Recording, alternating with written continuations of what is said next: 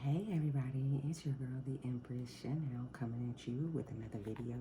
Today I'm going to do the karmic versus non-karmic versus mutual energy. I haven't done that in a while, so decided I wanted to do it today. So I'm going to do the astrological energies that the karmics are pulling off of with these cards. And I'm going to do the astrological energies that the non-karmics are pulling off with these cards. And I'm going to do the mutual energies with these cards, the Yin Yang Oracle. So let's see what we got going on. This is for all signs. Make sure you're checking my description box or bio, whichever platform you're watching this on, so you can get links to free birth charts and to my website for, personal readings and all that other stuff. Dear my loving and most highest vibrational angels, ancestors, spirits, guides, totems, and guardians, I ask that you clarify this message from you through me. I ask that you cover me in the whitest light from the highest vibration and my collective in the whitest light from the highest vibration as I deliver this message to them and as they receive this transmission. Gratitude, gratitude, and gratitude. Alrighty. So let's see what they got going on first. What's the astrological energies that the karmics are pulling off of right now? What are the astrological energies that the karmics are pulling off of? All right, so we have Aquarius energy, also known as the water barrier. Aquarius is ruled by Uranus, the planet of eccentricity and rebellion. Ruling over the crown chakra, Aquarius represents the higher mind as well as the collective consciousness. So due to the detached and airy nature of Aquarius, it can sometimes manifest as a disconnect from emotions, over-rationalizing, and reliance on logic, which is masculine. It can also manifest as sociopathy, since Aquarius rules over the 11th house of groups. Okay. So karmics are pulling on the Aquarian energy right now. Astrologically, they are experiencing a disconnect. Some of them may have become very cold, very distant, which, I mean, their personalities weren't all that great to begin with, I don't like to throw the word sociopath around, but I mean, it is on the card. We have the 10th house right here. Manages over career, public recognition. Several 10th house placements indicate a drive for being in the spotlight or focusing on your career, which impacts financial stability. Karmic aspects of the 10th house include workaholism, public scandals, obsession with popularity and attention. This card indicates a need to review your 10th house placements as well as synastry. So I feel like with the karmics right now, they're not getting the attention that they want, so they are having fucking temper tantrums. That Aquarius energy, being cold and disconnected, like I said, over rationalizing, thinking that everybody is against them and this and that. Definitely involved in some sort of work scandal or scandal within the community.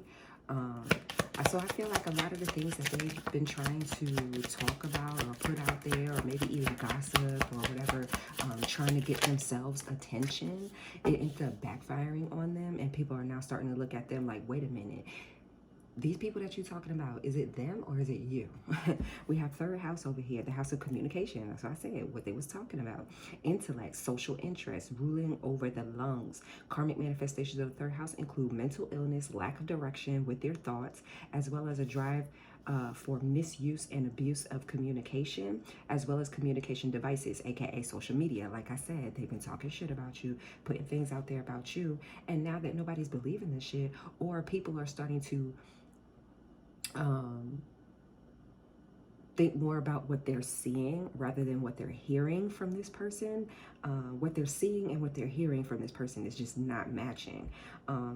So misuse of communication devices like social media is like talking shit online, putting people on blast online, sending messages to people that, aren't true, screenshotting I'm even hearing, and, like switching things up.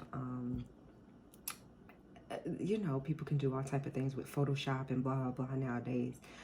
Planets in the third house indicate a need to refine your communication skills and tap into your gifts around your communication abilities. So I feel like if this person does have abilities, they use it for the wrong reasons. If they are a spiritualist, they use it to for popularity. It's just to gain popularity. It's just for attention. It isn't for healing. It isn't for helping. It isn't for anything like that. It's literally just to get attention and talk shit about people. We have second house out here as well. Manages your finances. So, like I said, this person could be involved in scandals and things like that. Like, they talk so much shit. They're involved in so much word witching and all of that drama and gossip going on. They're mismanaging their funds, too worried about other people and what they have going on. They're not focused at work. So they're experiencing financial instability right now. The second house manages finances, the connection to material realm. It rules over the throat,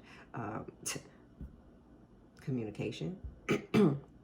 It rules over the throat, thyroid, lymphatic system. Planets in the first house indicate karmic debts related to finances and our home life. An overabundance of planets in the second house can indicate financial issues, or it can indicate a need to focus on self-sufficiency. So not only is this person talking shit about other people, but they're fucking codependent.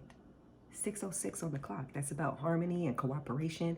They want everybody to cooperate with them and be in harmony with everything that they say and that they do. Look, we have the first house right here. So we have first, second, and third house right here. This is all about self. These karmics are pulling off of the energy of things that make people look at them. It's like pick me type of energy that they're doing here.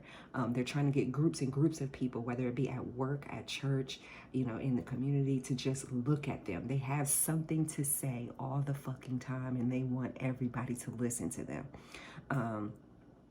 The first house is the window to the self. It's what people first perceive. Rules the physical appearance as well as emotional disposition. This indicates an emphasis on leadership and personal development, as well as being mindful of the energies that we exude and attract based on our physicality. So this person is all about what they look like on the outside and what they sound like, but they never apply action to those things that they're just all talk, basically. All talk about their money, all talk about who they socialize with. This person is a show-off. So the non-karmic energies get opposition, okay? You're the opposite of everything that they have going on here. Opposition talks about imbalance, a point of tension, and power struggle. So there was a point of tension when it comes to this karmic energy, and I feel like the non-karmics decided to do the exact opposite, go the opposite way, play the background, doesn't want to be in the forefront or the highlight or have all this attention on them. You're just working on your money on the low. You're not walking around telling people, I have this money, I have that money, I have this contract, I got that contract going on. Like, you're keeping people out of your business for real. You're not trying to cause any drama, any arguments or anything. We do have Mars over here, so that's moving forward and defending yourself against whatever this person has to say. And you're defending yourself with your actions. Like I said, you don't have to say anything. You don't have to say anything. You don't have to overtalk this person, this karmic person. You don't have to try to prove them wrong. Your actions, you moving forward in opposition to everything that this karmic person has going on, that right there is your self-defense, okay? You're letting your spirit guides and everything handle all of that.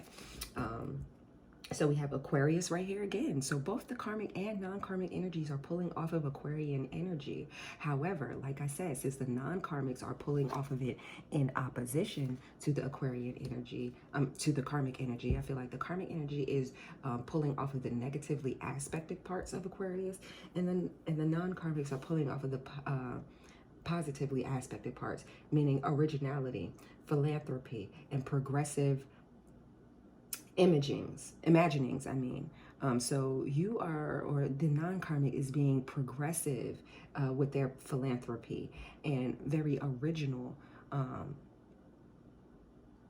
when it comes to the collective consciousness. Now, both of you might actually be aware that there is a collective consciousness, or you may divinate. You know, someone I'm hearing may have dreams. Others of you may do tarot. Some of you may just be straight up psychic. Some of you just get the empathetic feelings and you don't do anything, you know, with work that has to do with your abilities. You just know that you have them and you use them in your everyday life. But I feel like with the non-karmics, it has become a progressive trait. You haven't manifested the sociopathy that comes with over-rationalizing and relying only on logic. Okay, this person is relying over on logic and over rationalizing everything and trying to make an excuse for their behavior and why they do the things they do, why they say the things they say, why are they talking about people the way they're talking about people. Okay, why are they only worried about physical appearance on the outside and haven't worked on anything on the inside? They haven't, like, why are you not paying attention to your own money? Because I know that shit is fucked up right now. You're just trying to make it look good. We have the moon here at the bottom of the deck. Satisfy emotional needs, nurturing yourself and nurturing others. All right. So while this person is generally working out of just trying to save face or trying to look good for everybody, trying to make it look good on the outside, on the surface, like they got it all the way together, y'all really actually have it all together here. And you're nurturing yourself, and from the inside out, you're able to nurture others using that energy. This person just looks like they have it together. It just looks good. 11:11 on the clock. Twin flame. Okay, so let's get into this. We're going to do the mutual energy that the karmic and the non-karmic are pulling off of. What's the mutual energies? Okay, so we have seeds. Spring. So I feel like some seeds were planted here. And now it's time, it's harvest season, it's fall, it's autumn. It's time for you to harvest whatever, reap what you've sown. I'll put it like that. So both the karmic and the non-karmic energies are reaping what they've sown. Every seed that they have planted, in every aspect of your life, I feel like you are reaping it right now. You're reaping either the benefits or the downfalls of it. We have deception and temptation. I feel like the karmic energy is definitely trying to deceive the non-karmic energies, and I feel like the non-karmic energies are definitely up for a lot of temptation. There's temptation everywhere. There's temptation when it comes to money. There's temptation when it comes to friend groups or work groups or who you associate with. There's temptation at work. And I feel like the karmics, they've covered every aspect of that and trying to tempt you off of your path here, non-karmics. Especially with this Aquarian energy being on both sides. It's like they're trying to mirror you, but can't really, because like I said, it's only face value. It's only surface level. We have the Ace of Water out here. So Cancer, Pisces, Scorpio. We are in Scorpio season. You or the karmic that you're dealing with, or non-karmic that you're dealing with, could have water in their chart. But I see that as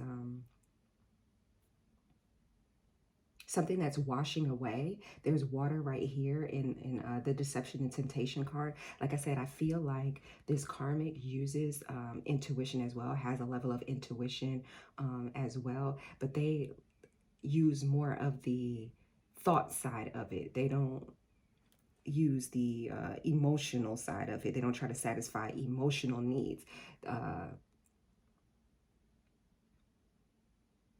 So I feel like you know, there's some sort of cleansing that needs to be done on both ends. We know the karmics aren't going to cleanse any goddamn thing. We have comfort zone and south node here with clinging at the bottom of the deck. They're clinging to their south node.